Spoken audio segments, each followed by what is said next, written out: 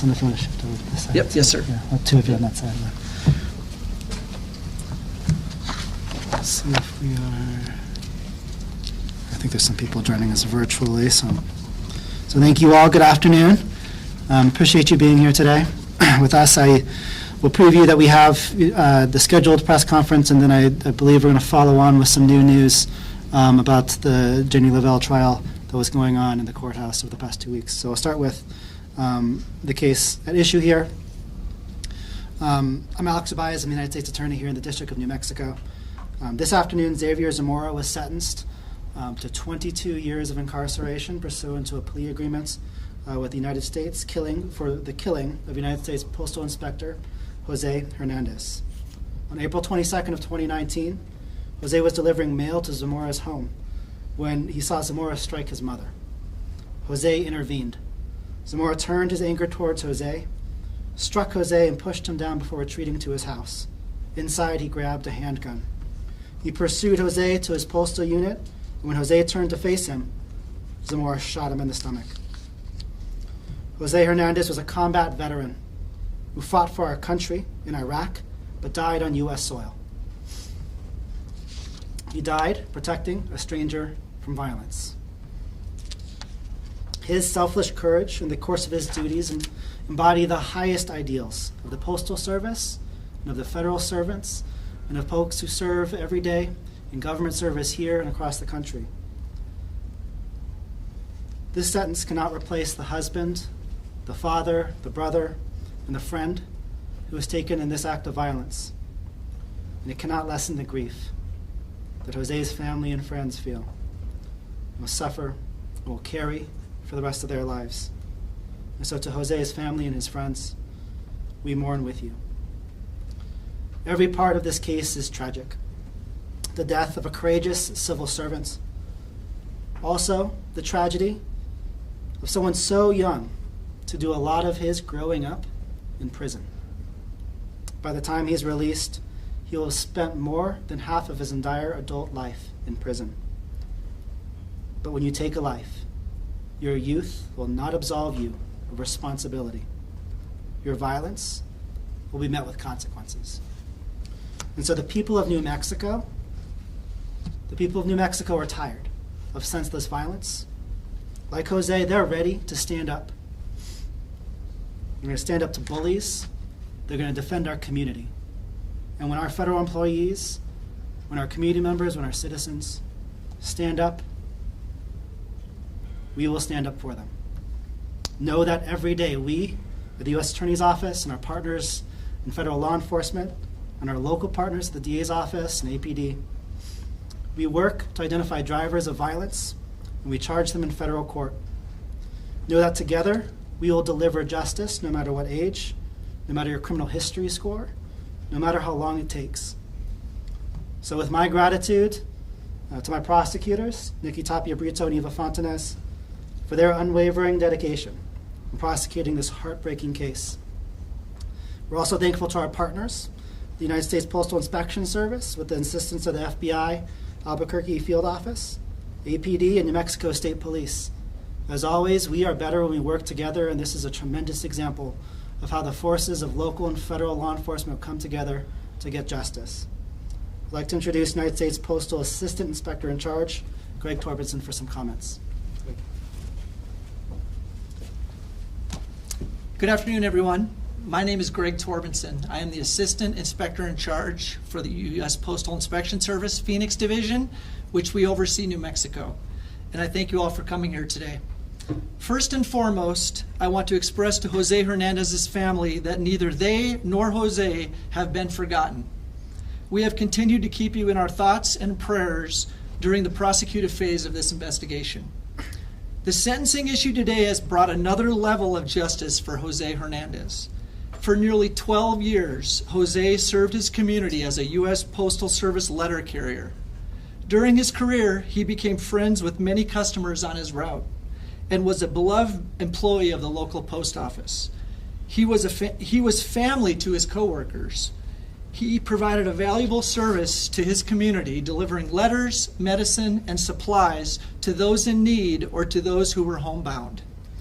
Xavier Zamora heartlessly murdered Jose Hernandez while he was performing his duties as a federal employee. That senseless and heinous act has left an irreplaceable void throughout the entire community. Jose continues to be missed tremendously by all who knew him. Today's sentencing of Zamora shows the strong determination of the U.S. Postal Inspection Service to protect our employees and to work diligently to bring to justice all criminals who assault or viciously attack a member of our postal family. Removing violent offenders from the streets continues to be a top priority for law enforcement as we all strive to ensure safe communities for our citizens. I want to personally commend the U.S. Attorney's Office, along with the tireless efforts of our dedicated federal, state, and local law enforcement partners who assisted with the investigation and prosecution in this case. No sentence can pay for the loss of a loved one, but we hope the justice served today will bring some meaningful measure of closure to Jose Hernandez's family, friends, and colleagues. Thank you.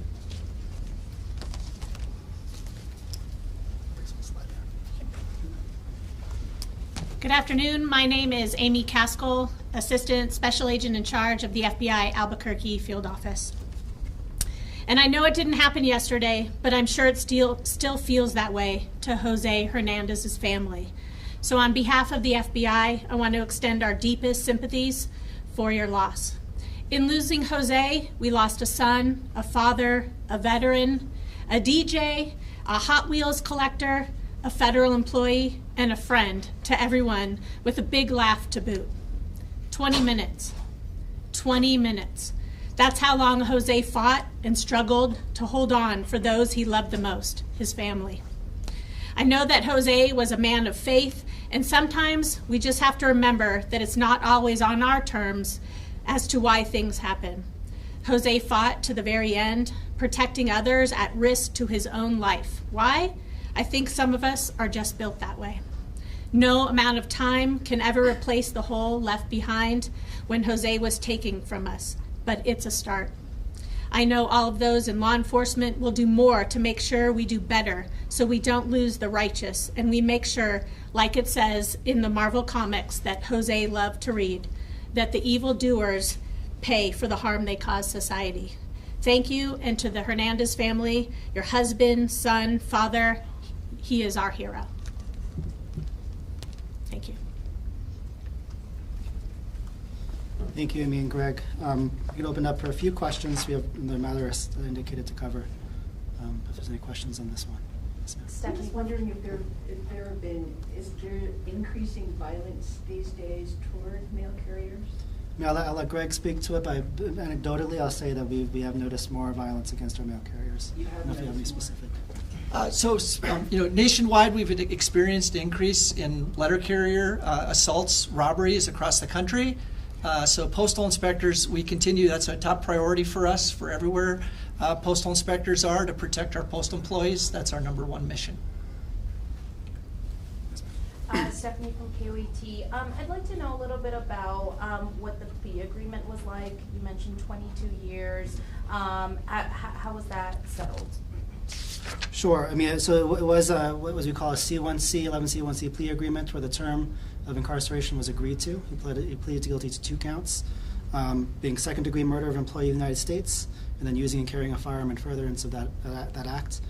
Those stack because what we call a 924C charge comes after the first one, and so and that one came with what we call a discharge enhancement, so a mandatory 10-year term that'll run consecutive to the term he's going to serve on the murder charge for a total term of 22 years.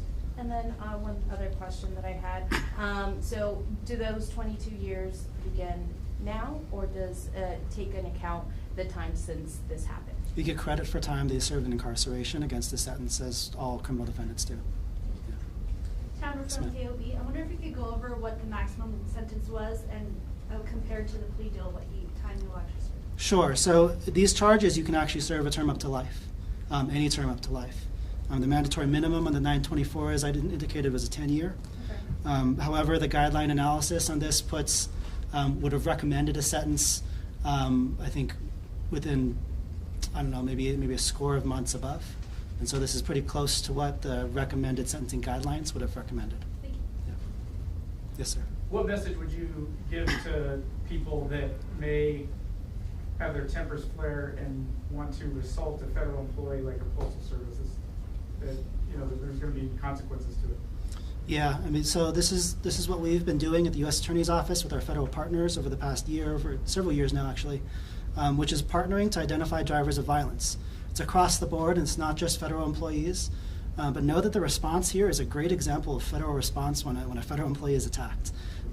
Everything stops, everyone comes in, and the case is solved, and we will bring that person to justice, especially if it's a federal employee.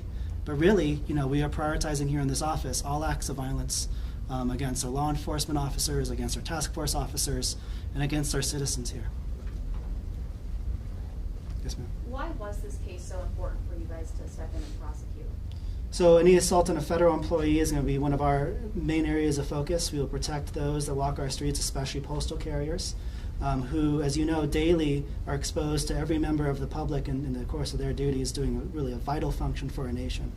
And so in support of our friends at the Postal Service, and generally in support of any public, you know, any employee who works for the federal government, we will prioritize that case. We recently entered into a plea agreement in a different case involving a state police officer as a task force officer.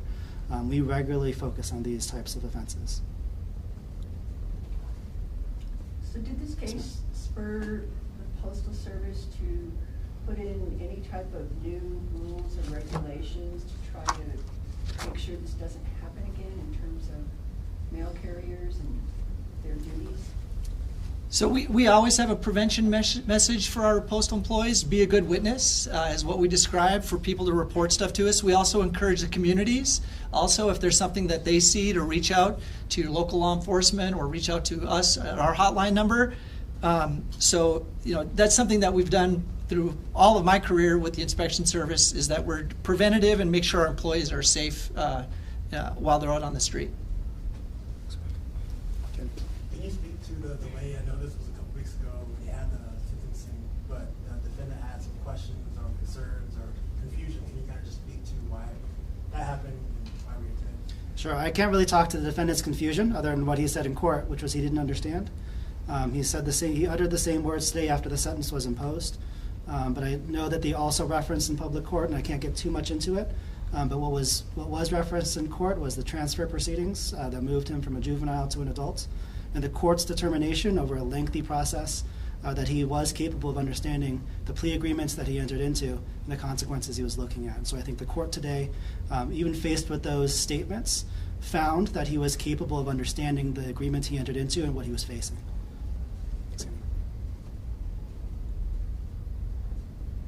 All right, thanks everybody. We're going to take a short break. If you want to stick around for an update on the Task Compound, Amalia Compound, I'll be back in about 5 minutes. We can cover that, all right? Thanks everybody. Need more than